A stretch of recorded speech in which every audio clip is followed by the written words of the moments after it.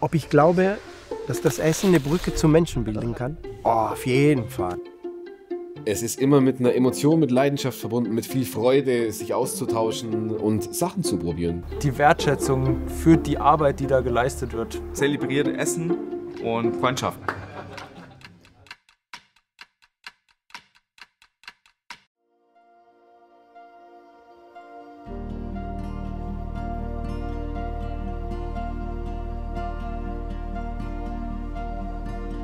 Brot hat für mich eine extreme Bedeutung, weil ich durch meine Familie auf der deutschen Seite, von meiner deutschen Oma, die den Krieg miterlebt hat, und von meiner italienischen Seite genau das Gleiche.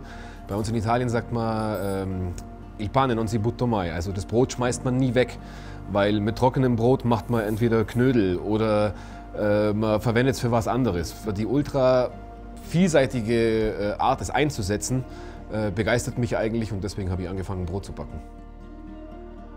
Mein Name ist Salvo. Wer bin ich, ist eine gute Frage. Jemand, der gerne eine Leidenschaft hat für gute Dinge, für Lebensmittel, für Ästhetik, für Zusammenkommen in Gesellschaft. Und das ist meine Rolle im Salzwasser. Wir haben von klein auf, wenn mein Opa oder meine Oma Sachen gemacht haben, gekocht haben, dann geht es meistens schon beim Kochen los.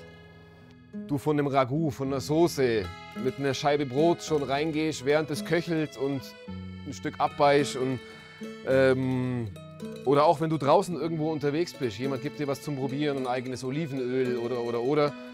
Sofort hat jemand irgendwo ein Stück Brot rumliegen und dann wird das da drauf geträufelt, und dann, ja, und bei uns gab es einfach immer, gerade durch meine italienische Oma, frisch gebackenes Brot. Du bist jeden Tag, wenn du reinkommen bist, rochst in der Küche oder im Laden nach Brot.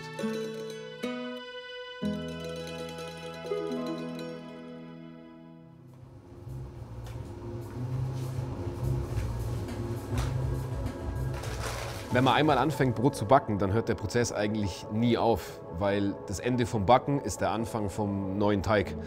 Und deswegen hat man so eine Fortführung der Arbeit. Wenn man mit dem Backen fertig ist, dann setzt man den Teig an und damit beginnt das Backen. Das ist eine sehr meditative Arbeit, weil man viel über Gefühl macht, viel aber auch mit genauen Rezepturen arbeitet.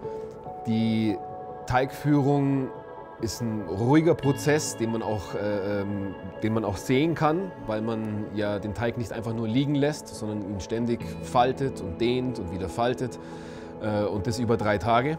Und das Besondere am Brotbacken ist für mich an dem Ablauf, dass ich die Ruhe genieße. Das Aufarbeiten, das Handwerk daran vor allem, was mit den Händen zu schaffen.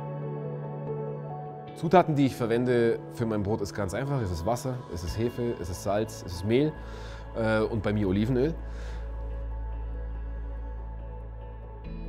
Warum ich will, dass die Zutaten ausgewählt sind oder warum mir die Herkunft wichtig ist, weil auch die, die es herstellen, Wertschätzung verdienen. Unser Mehl kommt teilweise aus Napoli und auch aus Sizilien, wo wir eine Mehlsorte verwenden, eine Weizensorte verwenden, die Timilia heißt. Die gehört zu einer der ältesten Getreidesorten auf Sizilien, ist nachweislich über ca. 4000 Jahre alt, genetisch nicht modifiziert, wird nicht mit Pestiziden bespritzt. Und vor allem wird eine Dreifelderwirtschaft betrieben, das heißt in einem Land, wo wenig Wasser da ist, und wird darauf geachtet, dass das ordentlich angebaut wird, dass die Leute, die es ernten, ordentlich bezahlt werden. Das sind alles so Punkte, die für mich wahnsinnig wichtig sind. Da möchte ich sagen, das kann ich mit Leib und Seele vertreten, was ich da mache.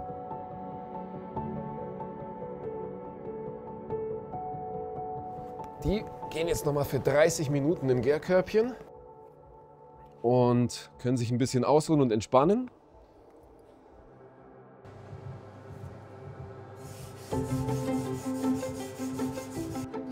Du kannst mit den gleichen Zutaten ein komplett anderes Produkt herstellen, nur durch die Steuerung der Temperatur. Also ob du es bei Raumtemperatur gehen lässt, ob du es im Kühlschrank mit drinnen hast, bei welcher Temperatur es im Kühlschrank drinnen ist, wie viele Tage es im Kühlschrank ist oder gehen kann.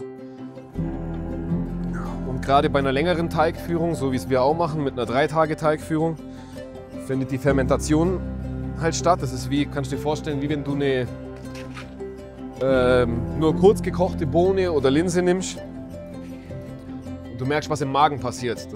Je weniger gekocht, desto schwerer verdaulich ist es eigentlich für den Körper. Bei einer 3-Tage-Teigführung oder bei einer längeren Teigführung kriegst du einfach ein Ergebnis her, dass du das Brot wesentlich besser verträgst. Also ich habe eine Backzeit von insgesamt 50 Minuten. Nach 10 Minuten lasse ich die Feuchtigkeit raus. Aber das macht jeder, wie er es für sich selbst richtig empfindet. Das Brot bekommt von allen Seiten einfach die gleiche Temperatur. Und zwar sofort in dem Moment, wo du schießt.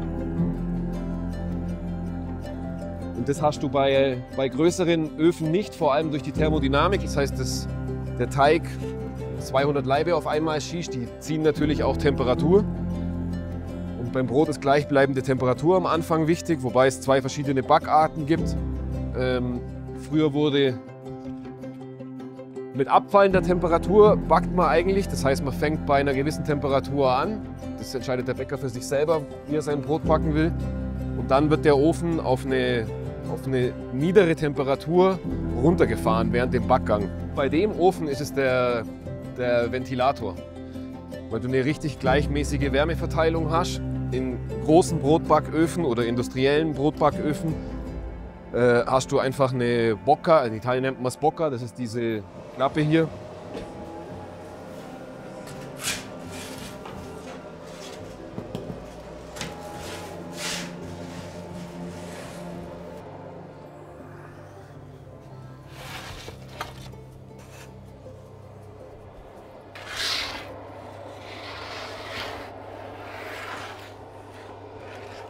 Geile Kruste, schau dir das mal an.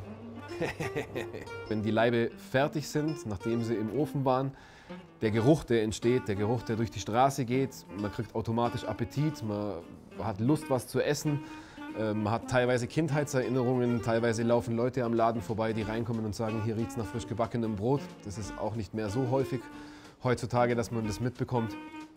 Und vor allem die Ruhe und die Geräuschkulisse. Wenn man das Brot rausholt, dann, und das sind 20, 30 Laibe auf einmal, die aus dem Ofen rauskommen, dann bricht die Kruste auf beim Abkühlen. Und das ist wie ein kleines Konzert. Das muss man mögen. Vielleicht wäre es müsste man es als Musik beschreiben, wäre es vielleicht Jazz, weil es virtuos ist und vollkommen durcheinander manchmal. Aber es ist ein sehr schönes Geräusch, das mitzubekommen und es beruhigt vor allem. Die Form ist nicht entscheidend. Vielleicht ist die Ästhetik auch nicht so wichtig beim Brot. Da entscheidet tatsächlich die Farbe. In Italien streitet man sich meistens um den Anschnitt vom Brot, also um den crunchy Part sozusagen. Das kennen wir als Kinder, das kennen all meine Cousins, all meine Cousinen. Da, wo das Brot angeschnitten wird, da ist der Erste und stürzt sich drauf. Das hat eher mit Geschmack zu tun, die Röstaromen, die man hat. Ich mag eine dicke Kruste, ich mag, wenn es einfach Geräusche macht beim Zusammendrücken.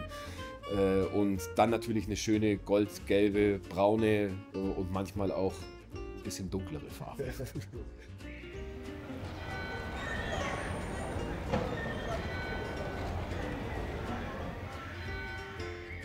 Von gegenseitigem Netzwerk kann man profitieren. Deswegen sind solche Menschen, die auch nah sind in der Region, wie eben der Grasser Hof aus Aitrang, die Demeter Obst und Gemüse machen, die Wildnismanufaktur, der Fisch Schmidt ist mit an Bord, die einfach so eine schöne und ehrliche Leidenschaft gegenüber dem Produkt haben. Ja, guten Morgen, vielen Dank, Dankeschön. Bitte sehr. Danke. Steht's halt schon drauf? Das sind jahrelange Bekanntschaften, das ist eine absolut ehrliche Art und Weise der Kommunikation. Einfach die Energie, die du wahrnimmst von allen, und mit dieser geballten Energie zusammen kann eigentlich nur was Gutes rauskommen. Angenommen, ich versau's nicht am Ende auf der Kochplatte.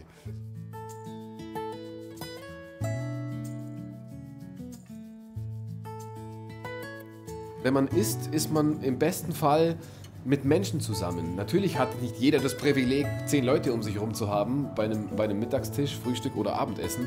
Aber in unseren Kulturen ist Essen immer ein Ritual, also ein Zusammenkommen. Leute kommen zusammen und reden miteinander. Meistens über Essen oder auch über andere schöne Dinge. Und vielleicht manchmal auch über schlechte. Aber es geht um gemeinsame Zeit. Von früher zu heute hat sich geändert, dass bewusster mit Lebensmitteln umgegangen wurde, im Sinne von, wie wir es vorher hatten, mit man schmeißt kein Brot weg, dass die Leute noch wussten und zu wertschätzen wussten, was sie vor sich haben und was sie für was ausgegeben haben. Wenn ich mit meiner italienischen oder deutschen Oma rede und wir reden über Lebensmittel, dann erzählen sie mir immer, wenn sie einkaufen waren, was sie denn da noch alles machen und dass sie aus den Abschnitten eine Brühe kochen. Und dieses Verständnis müsste man mal heranführen an die heutige Generation, an unsere Verschwendung, wie damit eben umgegangen wird. Mein Tipp an die junge Generation: geht's einkaufen bei kleinen örtlichen Gemüsehändlern, versucht Metzgereien und kleine Bäcker zu unterstützen. Und dann reicht es schon. Redet mit den Leuten, redet mit euren Metzgern, mit euren Bäckern, stellt Fragen, wo kommen meine Lebensmittel her, dort wo ihr hingeht, was euch interessiert, was euch gut schmeckt. Es ist immer mit einer Emotion, mit Leidenschaft verbunden, mit viel Freude, sich auszutauschen und Sachen zu probieren.